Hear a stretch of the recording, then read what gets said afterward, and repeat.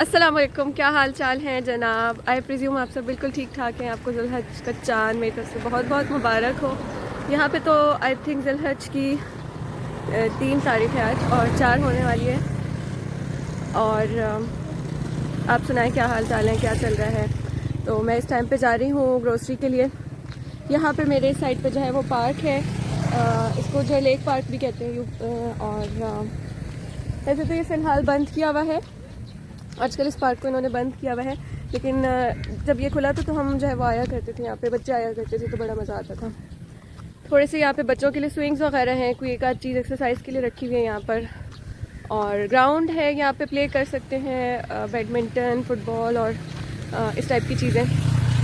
तो हम जहाँ पे रहते हैं उस एरिया की अच्छी बात यह है कि यहाँ पे पास ही पार्क भी है और ग्रोसरी की 3-4 शॉप्स हैं सामने। और आसानी से हर चीज़ अवेलेबल होती है, प्रिंटिंग की शॉप्स भी हैं। और मतलब जो कुछ भी आप सोच सकते हैं इजीली मिल जाता है। कोई बड़े बड़े हाइपर मार्ट्स नहीं है, पर जो है वो छोटी छोटी शॉप्स हैं जहाँ से आपको ज़रूरत का सामान मिल जाता है। तो अब सीन ये है कि मेरी फ्रेंड आ रही है मुझसे मिलने के लिए। बहुत ज़्यादा हो गया है ये लॉकडाउन और हमें उम्मीद है कि ईद पे भी ये ओपन नहीं होगी चीज़ें। तो हमने सोचा कि चलो अगर वो किसी काम से आ रही है तो हम थोड़ा सा जो है वो मिल के बैठते हैं, क्योंकि नेसेसिटीज़ के लिए तो निकलना अलाउड है। और इस बार तो मुझे नहीं लगता कि हमारी ईद भी कोई ईद की तरह लगेगी, क्योंकि इतने अजीब से हालात है कि यहाँ पे ईद तो हम लोग नहीं मना सकते। ऑब्वियसली कुर्बानी वगैरह का हमें कोई भी आइडिया नहीं है। और साथ में ये है कि जब बंदा मिल लेता है, बैठ लेता है, थोड़े अच्छे कपड़े पहन लेता है, खाना बना के इकट्ठे बैठ के खा लेता है, थोड़ा शुगल कर लेता है, तो वो हमें ईद की तरह लगती है। लेकिन इस बार तो मुझे ऐसा लगता है कि ऐसा कोई भी सीन हमारे साथ होने वाला नहीं है। तो मैंने सोचा चलो ईद पे ना सही, ईद से कुछ दिन पहले थोड़ा सा मिल लें, क्योंकि घरों में बंद हम यहाँ पे बहुत होम सिक फील करते हैं। तो आप लोग बताएं क्या चल रहा है, ईद की तैयारी हो गई आपकी, कितनी रह गई है तैयारी, और क्या इरादा है आपका। कौन कौन बकरों की कुर्बानी कर रहा है, कौन कौन ऊँट में हिस्सा डाल रहा है, कौन कौन गाय में हिस्सा डाल रहा है, ये सब आप मुझसे शेयर कीजिएगा। और साथ ही ईद को मद्देनज़र रख के जो है मैंने काबली पुलाव बनाया है। और मैं ये सोच रही थी कि पता नहीं हम पाकिस्तान में जब होते हैं तो हम काबली पुलाव क्यों नहीं बनाते ईद पे। तो यहाँ पे मेरी थोड़ी पुरानी फ्रेंड्स थी, उनसे मैंने जो है वो सीखा काबली पुलाव बनाना, और फिर मैंने घर में बनाया था। और ऑथेंटिक जो काबली पुलाव है उसकी निशानी यही है कि उसके अंदर जो है वो लहसुन, अदरक और गरम मसाला, इनमें से कुछ भी नहीं डलता। तो क्या कहते हैं, पहले जब मैं बनाया करती थी तो उसमें मैं जैसे अपनी पाकिस्तानी चैनल्स की रेसिपी देख ली, उनसे बना लिया। तो जब मैं यहाँ पे आई मैंने अपनी फ्रेंड के हाथ का खाया तो उसका फ्लेवर जो है बिल्कुल मुख्तलिफ था। तो मैंने कहा भाई ये कैसे। तो उसने कहा कि ये इसलिए डिफरेंट है क्योंकि आप इतनी सारी चीज़ें डाल देती हैं तो वो काबली टेस्ट ख़त्म हो जाता है। तो कुछ लोग जो है सिर्फ लहसुन डालना प्रेफर करते हैं, कुछ लोग लहसुन भी नहीं डालते हैं। अब जो है वो आपने मेरी रेसिपी से एक बार काबली पुलाव ट्राई करना है ईद पे लैम्ब से। और हमने तो बस क्या किया, हमने ईद का, कुर्बानी का और इन चीज़ों का तो जो हमें कोई चांस पता नहीं चल रहा था। तो सॉरी मेरा सांस बहुत फूल रहा है चल चल के। वो इतने टाइम लॉकडाउन में घर बैठ के ना चलने की बिल्कुल आदत ख़त्म हो गई है। तो हाँ, मैं आपसे क्या कहती हूँ, हाँ तो मैं आपको बता रही थी कि लैम्ब मैंने बनाया था काबली पुलाव, और बस ईद के लिए हमने लैम्ब ऑर्डर कर दिया है ऑनलाइन। एक मलेशिया की अच्छी बात यह है कि यहाँ पे लैम्ब या बीफ या ऐसी चीज़ें बस ऑनलाइन ईजीली आ जाती हैं। तो वरना तो यहाँ पे फ़िलहाल जो रिस्ट्रिक्शन है वो 10 किलोमीटर की है कि 10 किलोमीटर से आगे जो है वो नहीं जाना पॉसिबल। तो और इंटरस्टेट ट्रैवल वगैरह तो बिल्कुल बैन है। अगर किसी ने एयरपोर्ट वगैरह भी जाना है तो उसके लिए प्रायर परमिशन लेनी होगी पुलिस से।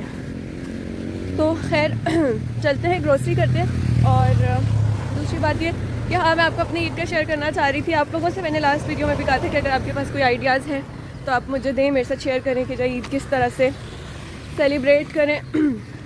और दूसरा ये कि फ़िलहाल मेरा प्लान तो यही है यार कि लैम्ब ऑर्डर करके खा लेंगे। सॉरी मुझे नीचे देख के चलना पड़ रहा है। और हाँ, तो फ़िलहाल मेरा प्लान तो यही है कि बस हम लैम्ब ऑर्डर करके खा लेंगे। इस बार तो सच पूछे कपड़े भी मंगवाने का दिल नहीं कर रहा था। ऑब्वियसली घर की 4 दीवारी में आप क्या करेंगे कपड़े पहन के चेंज करके। तो यहाँ पे 2-3 दिन से जो है वो बारिशें हो रही थी मुसलसल, सुबह शाम। मैं जल्दी से रोड क्रॉस कर लूँ इससे पहले कि गाड़ियाँ आ जाए। अच्छा, तो आई एम सॉरी मोबाइल इतना हिलाने के लिए।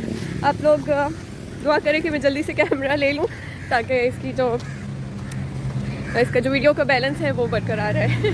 अच्छा, तो हाँ, तो मैं आप लोगों से ये कह रही थी, ओ मुझे उस साइड पे जाना था, आप लोगों से बात करते करते मैं दूसरे साइड पे निकल गई। हाँ, तो मैं आप लोगों से ये कहती कि ईद के लिए मुझे ज़्यादा कोई कपड़े लेने का भी दिल नहीं कर रहा इस बार, और बस यही है कि क्या करेंगे यार, क्या करेंगे। अब तो पाकिस्तान बहुत ज़्यादा याद आ रहा है, तो देखते हैं हमारा कब तक जाना होता है।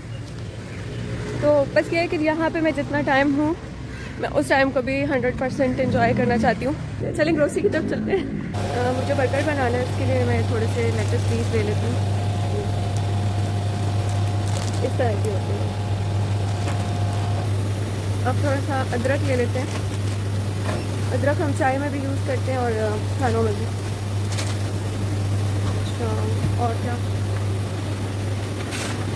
लेमन है मेरे पास, थोड़ा सा कैरेट्स ले लेते हैं। कैरेट्स,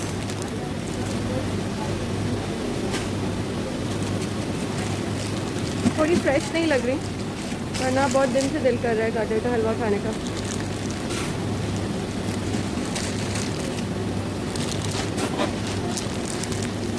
ठीक है ये।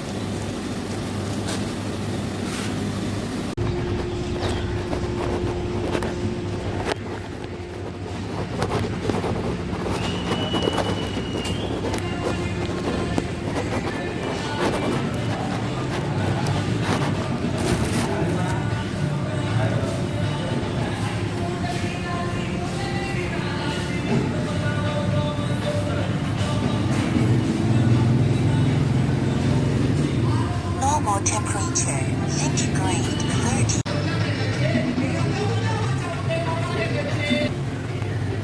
अच्छा, यहाँ ये एक क्या तमिल रेस्टोरेंट है, और मुझे पहले लगता था कि यहाँ पे मुस्लिम फूड अवेलेबल नहीं है, तो मैंने पहले कभी यहाँ से कुछ लिया नहीं है। लेकिन मेरी एक फ्रेंड ने मुझे कुछ दिन पहले बताया कि फूड पैंडा पे यहाँ की ऐप है, और उस ऐप पे जो है लिखा हुआ है कि ये मुस्लिम फूड है। तो मेरे तो चांदी हो गई, मैं कब ग्रोसरी करने आई हूँ तो यहाँ से कुछ टेस्ट करके जाती हूँ। चलें कुछ खाते हैं और देखते हैं कैसा है। यहाँ पे काफ़ी सारे खाने भी अवेलेबल हैं, और देखते हैं यहाँ पे क्या क्या है।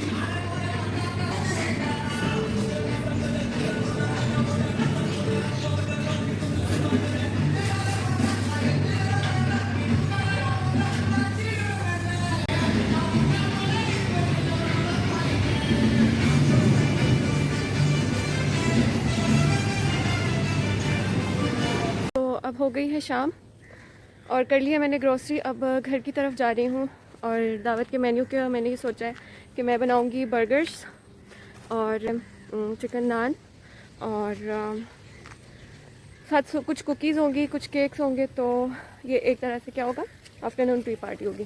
तो मेरी वैसे ज़्यादा इंटरेस्ट भी बेकिंग में, शायद मैं बेकिंग करती भी ज़्यादा अच्छी हूँ। अब जो यहाँ पे मछलियाँ पकड़ रहे हैं, ये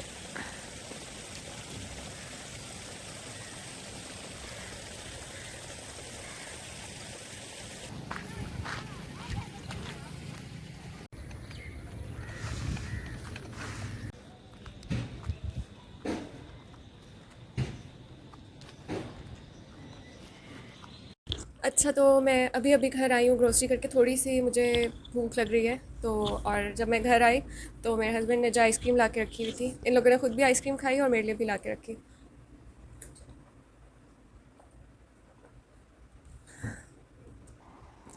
तो अब मैंने सोचा कि मैं जो भी खाऊँ वो मैं आपके साथ शेयर करूँ।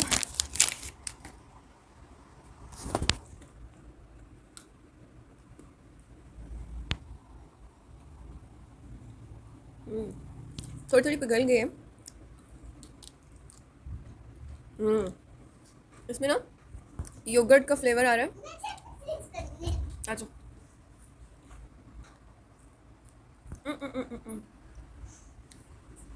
पूरी लेके, ये देखिए सारा ने तोड़ी है।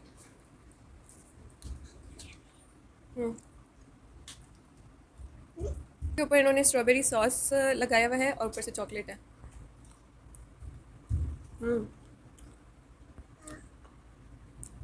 अच्छा, बीच बीच में ना इसमें स्ट्रॉबेरी भी आ रही है।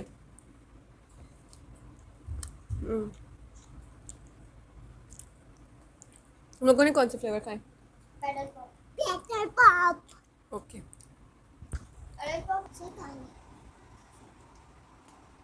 हम्म। पाकिस्तान में रह के मुझे कभी भी इतना मीठे का शौक नहीं था जितना कि मुझे यहाँ पे आके हो गया। और यही वजह है कि इतना वेट बढ़ा है। हम्म, यही वजह है, इतना वेट बढ़ा है। आप यकीन करें, आजकल मैं रोज़ मीठा खा रही हूँ। तो पाकिस्तान में इतनी ज़्यादा क्रेविंग नहीं होती थी, कभी किसी स्पेशल मौके पे मीठा बनाया या कभी हफ्ते में एक बार, महीने में 2 बार। और अब तो ऐसे हो गया है कि चाय भी मैं ज़्यादा मीठी पीने लगी हूँ और मीठा भी मुझे रोज़ खाना है। तो आई डोंट नो इसकी क्या वजह है। आप लोग बताइएगा कि आप लोग मीठा रोज़ खाते हैं, महीने में एक बार खाते हैं, रेयरली खाते हैं, या किस तरह से, क्या सिस्टम है। अगर आप मेरे व्लॉग्स में भी देखें तो आपको सॉरी पता चलेगा कि मैं हम लोग जो है वो तकरीबन हर व्लॉग में मैंने कुछ ना कुछ मीठा बनाया होता है। और आइसक्रीम्स मुझे कभी भी इतनी पसंद नहीं थी, आने के बाद भी बाप बेटा बेटी खा रहे होते थे आइसक्रीम और मैं नहीं खाती थी। और अब देखें आपके सामने मैंने भूखों की तरह पूरी आइसक्रीम ख़त्म कर ली। आपसे बात करते करते और गपशप लगाते लगाते ही जो है वो रात हो गई है। पीछे देखिए पूरा अंधेरा हो गया है। तो अब मैं आऊँगी नेक्स्ट वीडियो में। आपको व्लॉग में कुछ भी अच्छा लगा हो तो लाइक ज़रूर करिएगा यार, लाइक कर दीजिए। आपका क्या जाता है एक लाइक का बटन प्रेस करने से। और अब हम मिलेंगे नेक्स्ट व्लॉग में, तब तक के लिए अल्लाह हाफिज़।